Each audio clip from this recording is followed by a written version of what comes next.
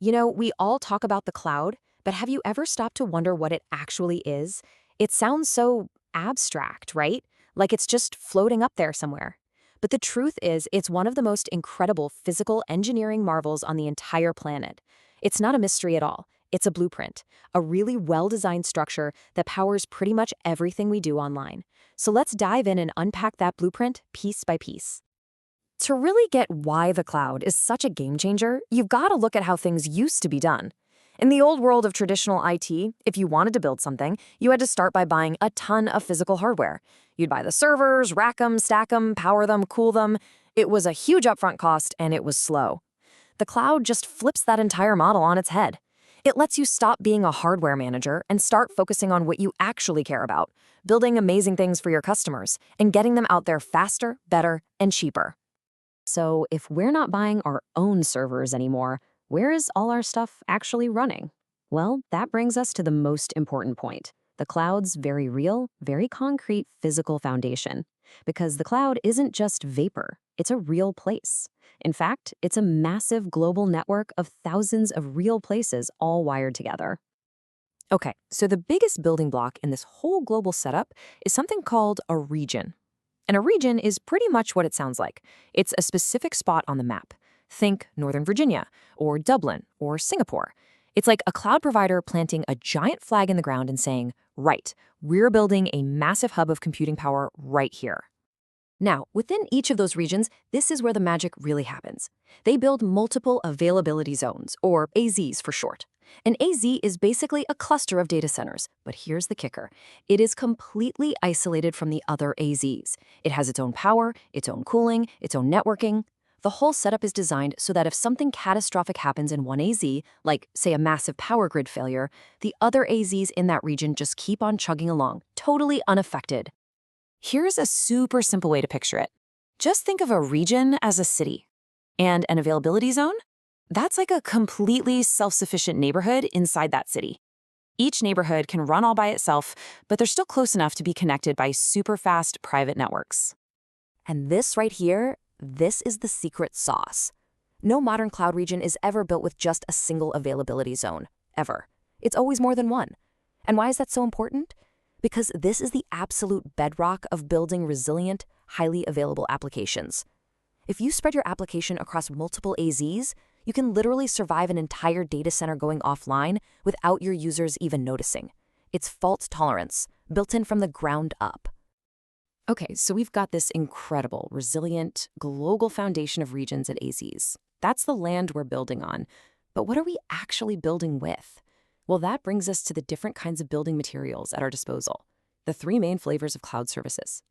So you've basically got three choices: infrastructure, platform, or software as a service.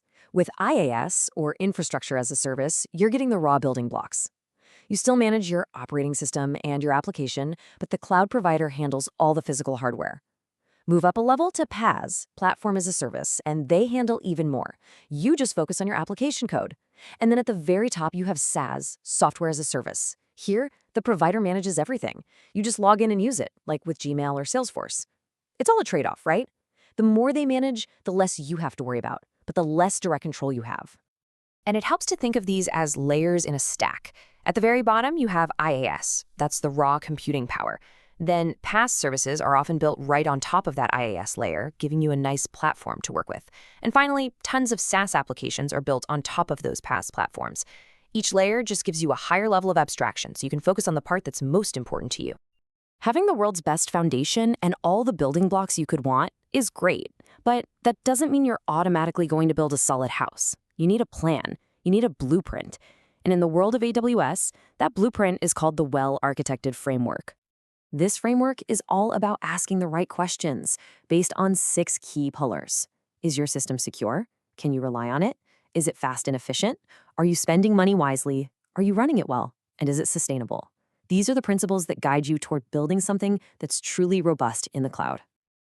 And the whole point of it, in AWS's own words, is to give you a consistent way to check your work and make sure you're building things that are designed to scale and last. It's not a strict rulebook. It's more like a collection of best practices learned from looking at thousands and thousands of customer systems. Let's just zoom in on that reliability pillar for a second. Its goal is to make sure your system does what it's supposed to do all the time. And now, you see how this all connects, right? The very idea of the reliability pillar is made possible by that physical foundation we talked about. You achieve reliability because you have multiple availability zones to build upon. The blueprint works because the foundation is solid. And it's the exact same story for security. The framework says you need to protect your information and systems, but that's not just one thing, like putting up a firewall. It's about applying security best practices at every single layer of your architecture, from the physical security of the data center all the way up to the code you write. It's security in depth. Okay, so we've got this physical foundation, we've got the service models, we've got the architectural blueprint, which leads to a really important question. Who's actually responsible for what? Let's break down who does what. It's actually pretty simple. You have the cloud provider, that's AWS, for example, the company that runs everything and makes the services available. Then you have the cloud consumer, that's you, the person or company who's actually using those services. And of course, there are other roles like auditors who come in to verify everything's up to snuff. And all of this leads to probably one of the most important concepts to understand, the shared responsibility model. It's a really powerful idea. AWS is responsible for the security of the cloud.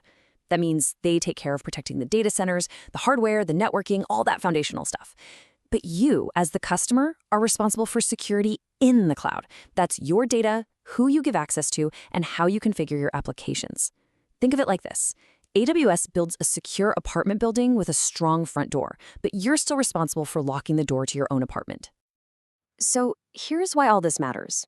The cloud isn't magic. It's a powerful combination of two things, an incredibly tough, physical, global foundation, those regions in AZs, and a clear blueprint for how to build well on top of it. And when you bring those two things together, it lets you build things faster, safer, and more reliably than you ever could have before. The provider gives you the concrete and the steel. They hand you the architectural plans. So the only question left, and it's the most exciting one of all, is what are you gonna build with it?